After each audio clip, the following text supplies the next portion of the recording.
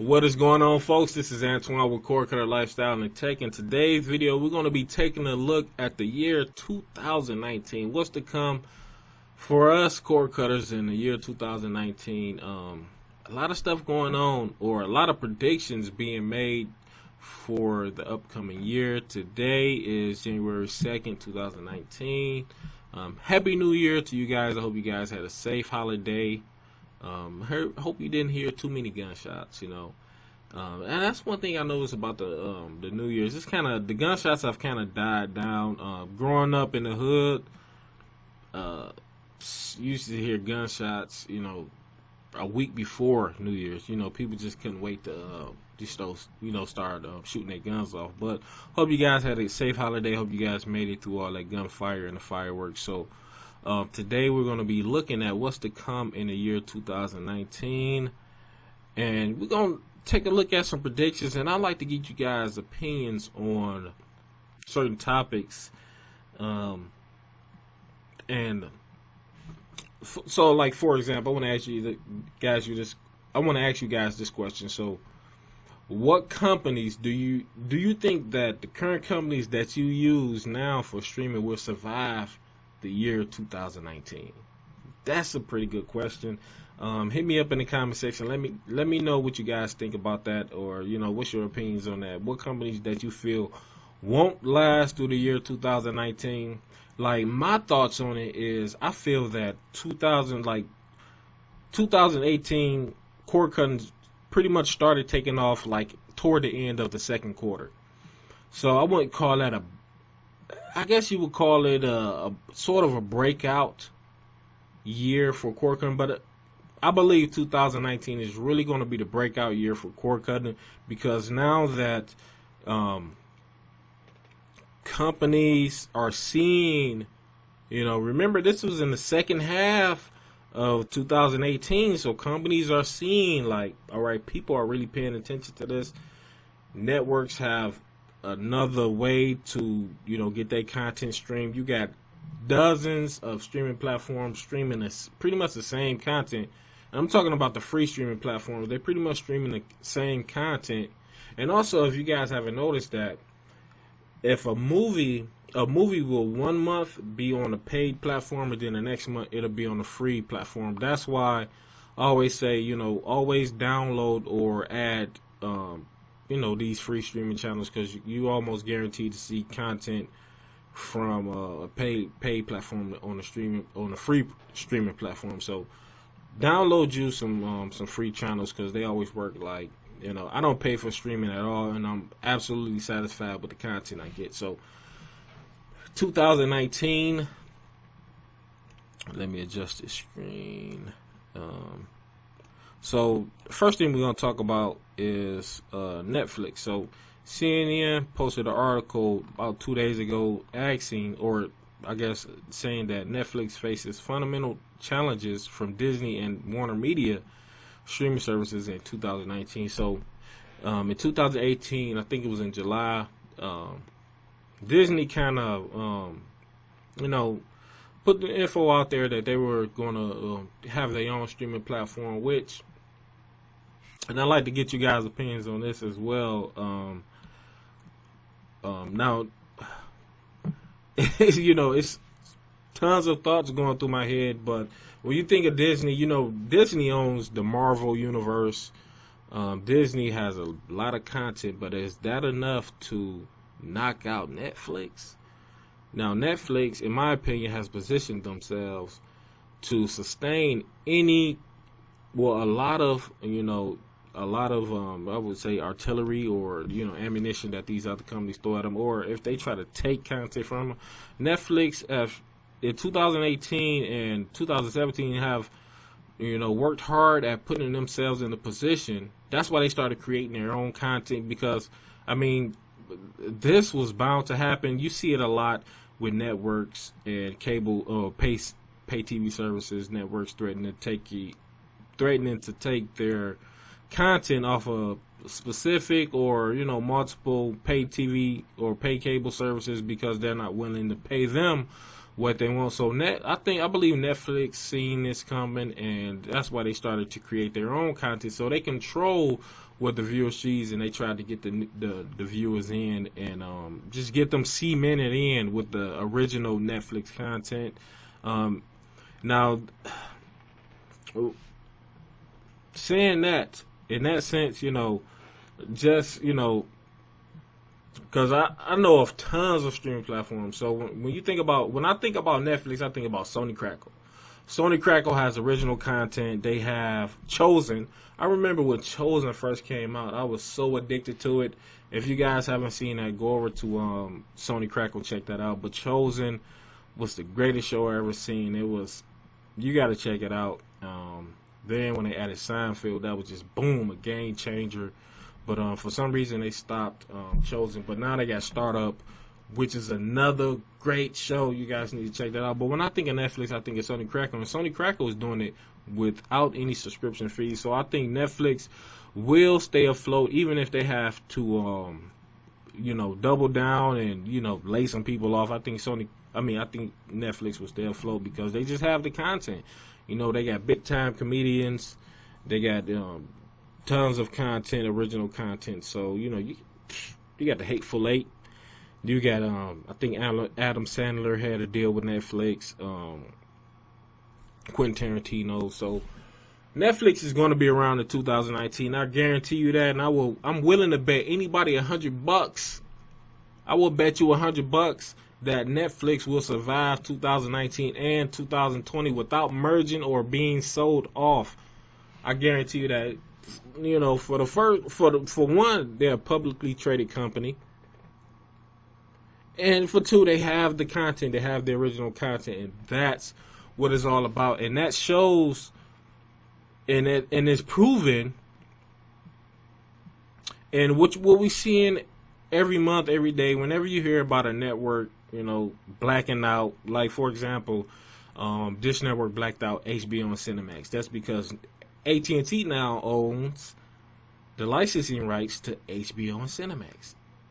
Turner Broadcasting Networks, TNT, all these CNN, all these networks. at&t now, and we're going to get into at&t in a little bit, but I think at&t is one of these big conglomerates that at&t been buying up other companies since day one, since Bell South. So at&t, so we gonna get into at&t later, but Netflix will always be around, and there's no need to worry about that. So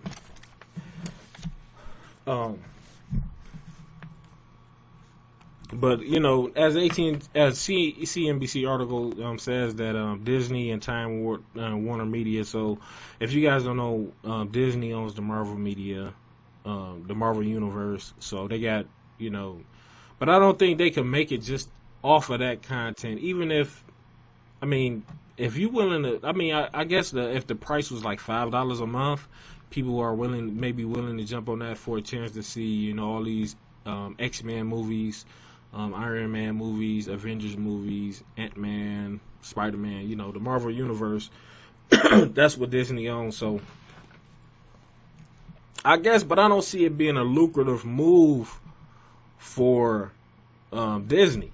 I don't see it being that big of a deal. I don't see Disney having their own streaming service being as disruptive as people think it should be. I just don't see it. And as far as Warner Media, like I said, at&t owns Warner Media. Warner Media owns ton of networks. Let's see. So Warner Media owns the Turner Broadcasting System. So Turner Broadcasting, you looking at CNN International, TNT, Adult Swim, Boomerang. These are all great networks. Us old people in their 30s, their late 20s.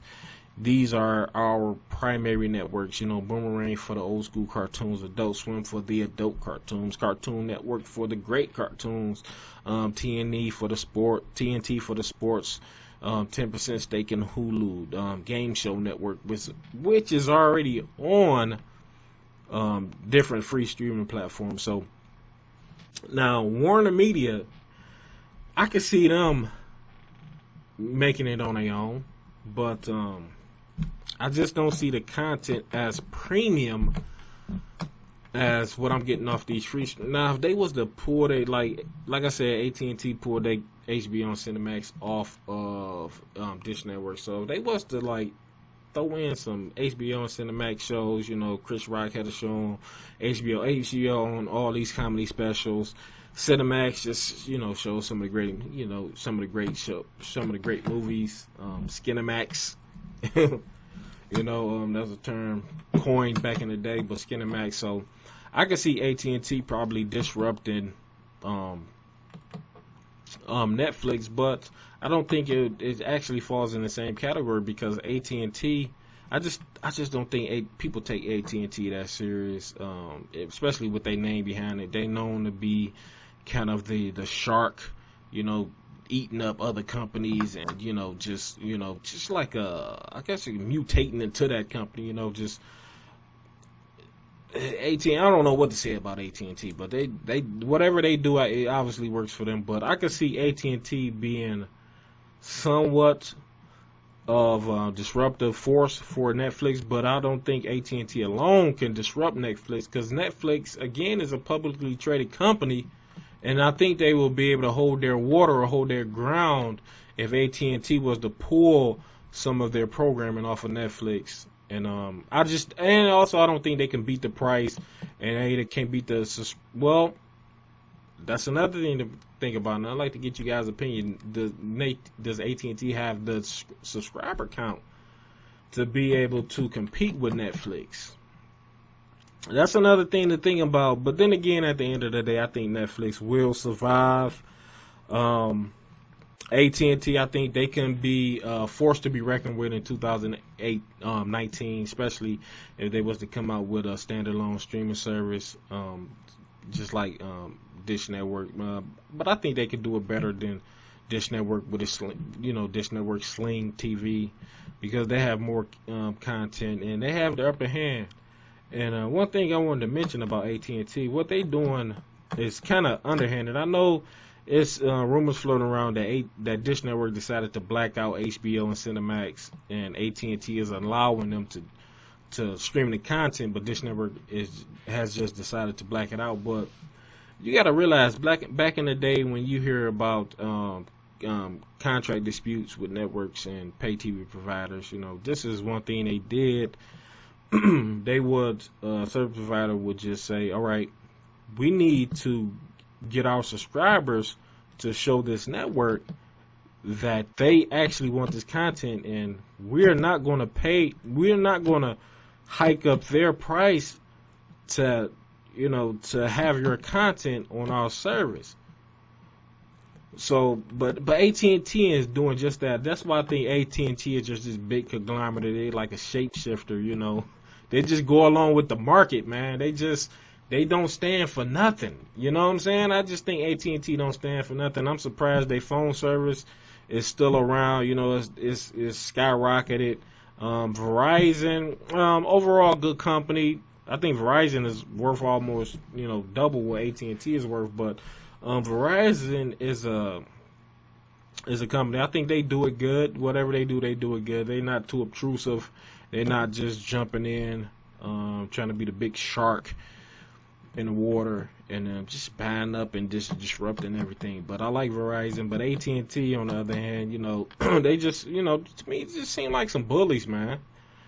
For you to you buy, I mean, they know what's going on. For you to buy a company like DirecTV, and you know about the contract disputes and the licensing with the content that these companies get with the networks, for you to, and that's what AT&T, I think they're putting themselves in a position to work both sides of the aisle, being a content licensee and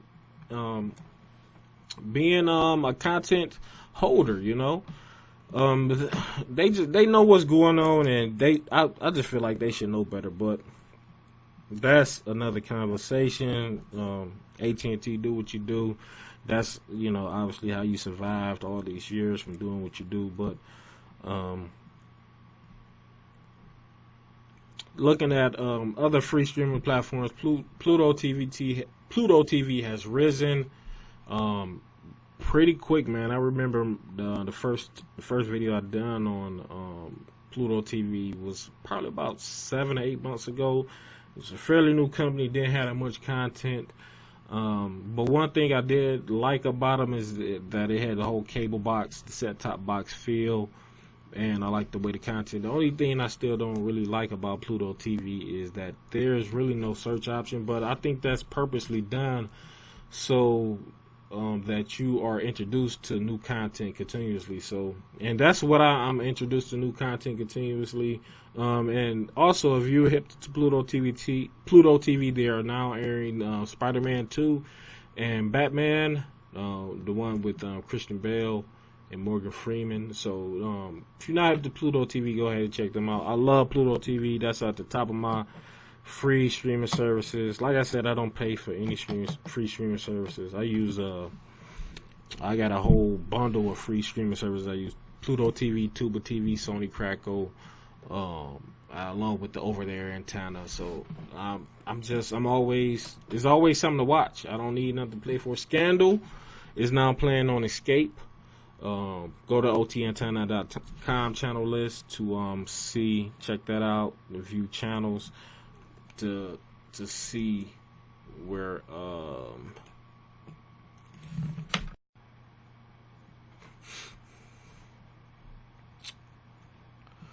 let's move this over here. So yeah, folks, Pluto TV, Tuba TV, Sony Crackle, I definitely recommend those free streaming services. I don't have anything yet as far as sports, but I will say this, that throughout the whole NFL season, I have been able to watch Monday night, Thursday night football for free using the Yahoo Sports app. Will that change in the near future? I'm not sure. I don't know, but I'm gonna look into it. College sports soccer, that's something I'm gonna look into more. And oh yeah, 2000 the year 2020. That is the year that we supposed to be getting the new ATSC, the new Generation 3 free over the air type of program. It's supposed to carry more content, more information. That's supposed to drop in 2020. So we're gonna see how that go. But for the most part, folks, I think in year 2019 that we're gonna see. It's going to be like a dog fight. We're going to see what companies survive and what companies don't, what companies merge, what companies fall out. It's going to be a big year for cord cutting. And then 2020, I think that's when the dust is going to, I think it's going to be like the final round, the championship match. And then in the year 2020, when I think that's when the dust is going to settle. And then we're going to really see where cord cutting is going. But, as of 2019, I don't think that Netflix is going anywhere. If anything, I think you look at these big networks like at&t Dish Network. I think they would buy up some of these smaller streaming services. You got tons of them, and that brings up another question: are these networks too gritty? Like when you look at the way TV is going now, so, and when you look at the content that they provide to these TV providers, you look at the reason that TV prices, go up. So most of the time when you hear of a TV price hike, you hear that the networks want more money. So now that these networks have more platforms to license their content to, you got dozens of free streaming platforms and paid platforms. You got Canopy, FilmRise, Black Cinema, Tuba TV, Netflix, Sony Crackle, Pluto TV, Stream Now. You got all these platforms that they are able to sell their content to. So in hindsight, you would think that the price of cable TV will go down. They will not demand more money from the paid TV services. So that's something I'm very interested to see in 2019. And this is a prediction. I'm thinking that the price of pay TV will go down in year 2019. I don't think it'll go up because year 2019 is going to be year of the internet and the year of the streaming services. So we're gonna see how that play out. AT&T pushing out the 5G, Verizon 5G. So we're gonna see how 2019 play out. And as far as like the streaming services or the streaming players, streaming players, you looking at the Roku Fire Stick Android box, top 3 streaming boxes. As far as I see it, I don't see any other streaming boxes doing what they do. Pretty much that's the only 3 softwares that's out: Android, Fire TV, and Roku. So will there be another operating system for the free streaming platform? So that's something to think about. And if you're a developer, that's definitely something to think about. If you're an inventive type person, maybe a market you want to get in. But I'm just seeing a lot of streaming platforms pop up. Most of them, have the same menu, just have the same layout, the same platform. So, but yeah, Roku is my top streaming device. Fire TV is second. Android TV box is the third. And I mainly like Roku because just the whole layout is very, very cord cutter friendly. Granted, you can't get any. Well, you can, but they don't have any great utility apps or any games. So if you're into games and utility apps, go with the Fire TV or the Fire Stick or the Fire Cube, whichever one you want to go to. But that's my big question at the end, folks. My big question is: are we going to see a shift in the way we see content, or the way content? Well, we already seen a shift in the way we see content, but are we going to see a shift in who we get the content from? And that's another thing I want to say. I want you guys to comment on this. I'm betting right now. I'll bet another $100. I paid out at the end of the year that we are going to see a hike. We're going to see a big hike in paid streaming services. Netflix, Hulu, Vudu. I think we're going to see a big hike in price. We're going to see another price increase in them, on them platforms, on them networks. And but it just begs the question, how are companies like Sony Crackle? Well, Sony Crackle is owned by Sony, so they have the content there, and they are able to negotiate within other contracts. And but you looking at companies like Tuba TV, Pluto TV. Went through multiple rounds of funding. Now they're worth over $140 million. But yeah, we're going to see a shift in. Are we going to see a shift in who holds the 8 ball, or the who holds the power? Because right now it's looking like AT&T. AT&T, man, I just think they got something going, but I hate for them to come out on top. It ain't like I hate AT&T, but they just buy up a lot of stuff. AT&T just, to me, isn't. I just don't consider them. You just can't say what AT&T is. They do a lot. So that is it, folks. We're gonna wrap it up right here. I think I rambled on enough. Also, drop a comment. If you're a new subscriber, thanks for subscribing.